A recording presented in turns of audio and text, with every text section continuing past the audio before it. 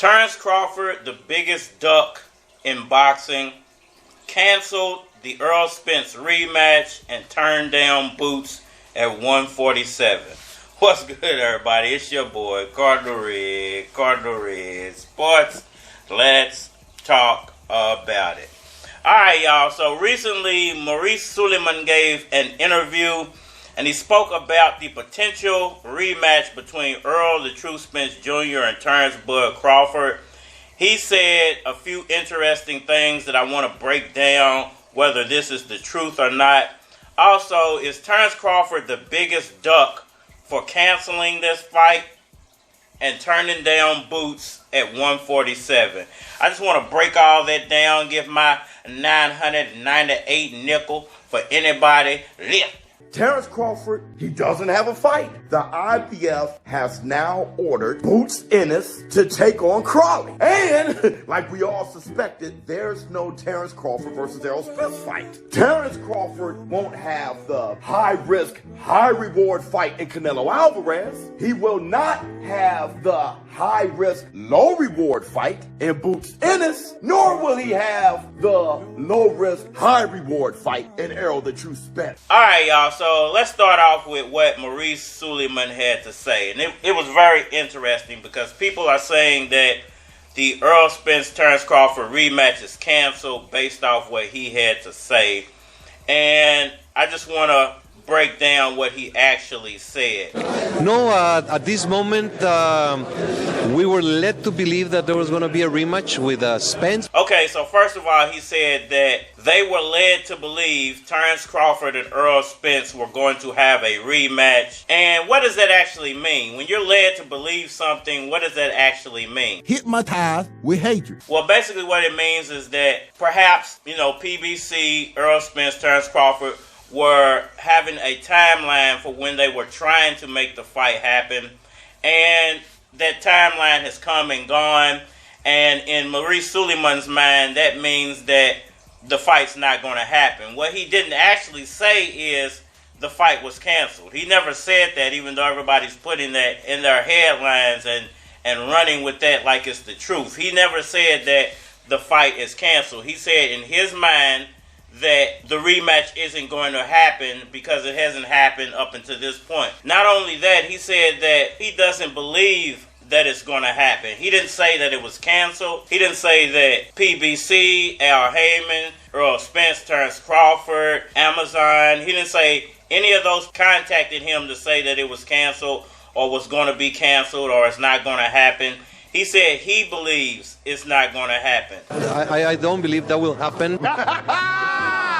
Stop it. That's not an official statement. That's not officially canceling the fight. So when people are saying that the fight is canceled based off what Maurice Suleiman said, it's completely false, and they're just basically lying to you. Now, what he did say that I found extremely interesting was we're giving his promoter a chance to work it out. We have given his promoter and himself some time to decide what is the best course of action at this moment. Now, excuse me if I'm wrong, but I do believe that Terence Crawford doesn't have a promoter anymore. I believe that Terence Crawford actually promotes himself. You know where that come from?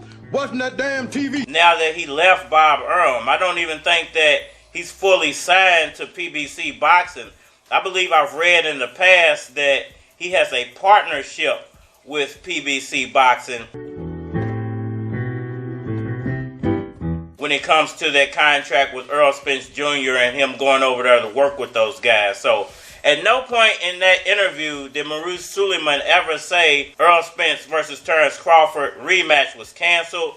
He said that he believes that it's not going to happen. He said in his mind it's not going to happen because it hasn't happened yet. And he said that they're giving Terence Crawford's promoter, which would actually be Terence Crawford, a chance to work it out. So if Terence Crawford is the one who's sitting there trying to work it out, doesn't that kind of mean that he's probably still negotiating with Errol Spence Jr. and PBC Boxing? Doesn't that mean that he's probably still in talks with those guys and they're still trying to make the fight if they're trying to give him time to work it out? I mean, people got to be a little bit more insightful into what they're saying and how they're putting stuff out to the public. Because just saying that the fight was canceled based off his analogy, and remember that Dan Raphael actually came out a few weeks ago and said that he didn't believe in his mind that it was going to happen. And then you started hearing Leonard Ellaby and other people come out and say, whoa, wait a minute, you know, we're still in negotiations with this fight. And, like we all suspected, there's no Terence Crawford versus Errol Spence fight. The lie detector test determined that was a lie. It's not over just yet. You know, and when it comes to Terence Crawford, like, stalling these things out, because once again, he is his own promoter, you know, it's kind of ridiculous. You're getting the biggest payout of your boxing career twice off the back of Errol Spence Jr., which is $20 million, maybe $20 million plus. We don't know what he got on the back end. We just know what they gave him for the fight, which was the guaranteed, well, not guaranteed, but the $20 million. Him and Spence, I believe, split. You know, they both got around $20 million for that fight. And now that Terence Crawford is the A side in the fight, he should get $20 million or above for that fight. Now, I'm not saying that that's guaranteed because Amazon Prime is now in the picture. Perhaps they sliced that a little bit, or maybe they split it up a little differently. Maybe he's going to get a little bit more on the back end and a little less, you know, when it comes to the not upfront money, but the money they're actually paying him for the fight.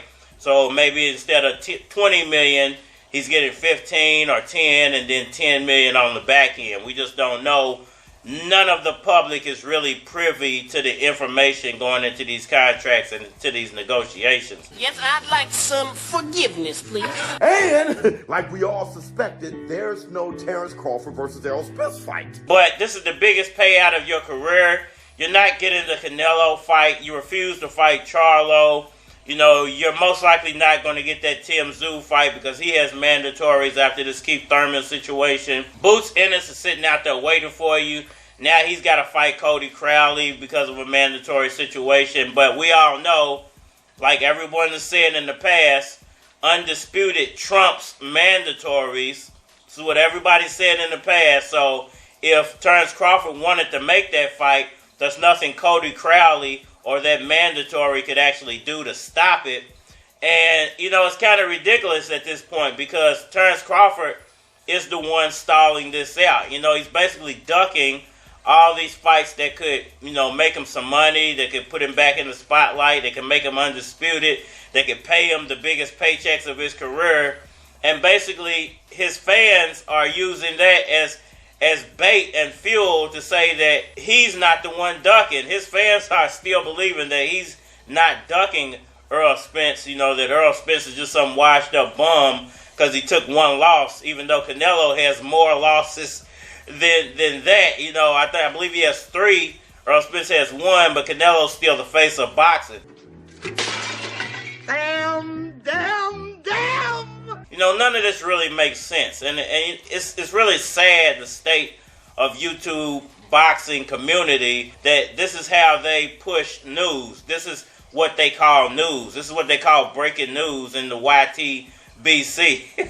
It's kind of ridiculous at this point. And at the end of the day, man, if nothing else, Terence Crawford is ducking. You know, you got that guaranteed money sitting right in front of you. You're sitting here talking about you want to get big money fights for the end of your career.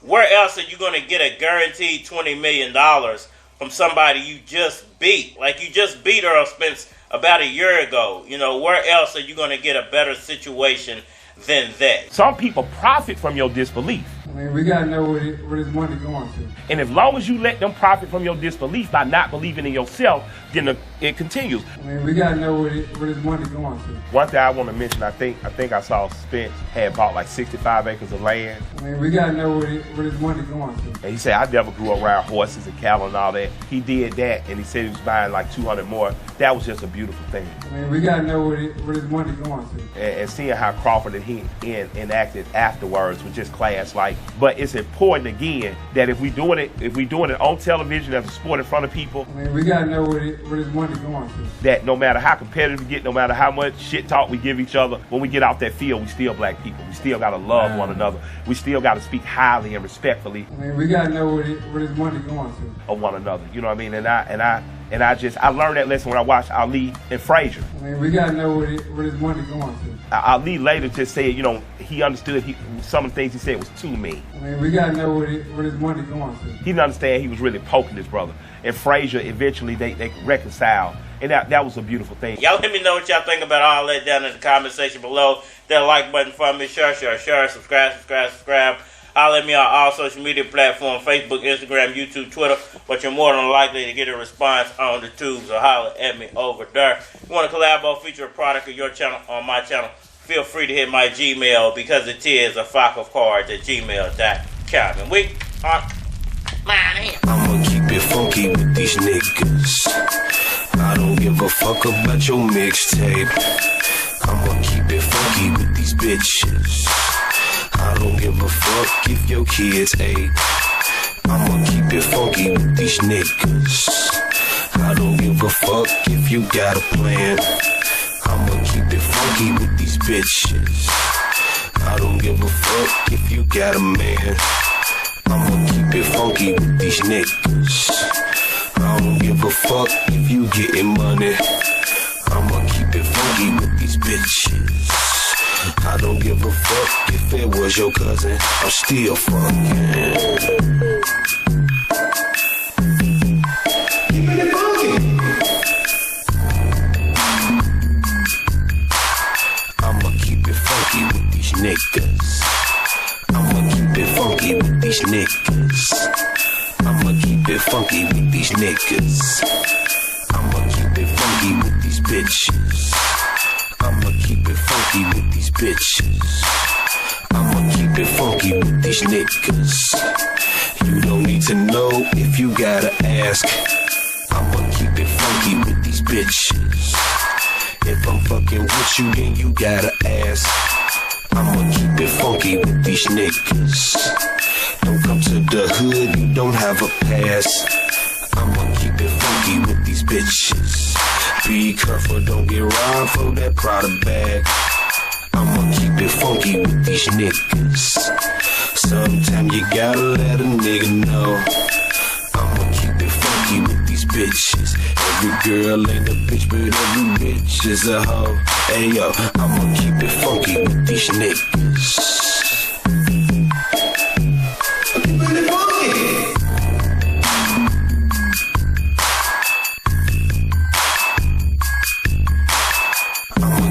Funky with these niggas. I'ma keep it funky with these niggas. I'ma keep it funky with these bitches. I'ma keep it funky with these bitches.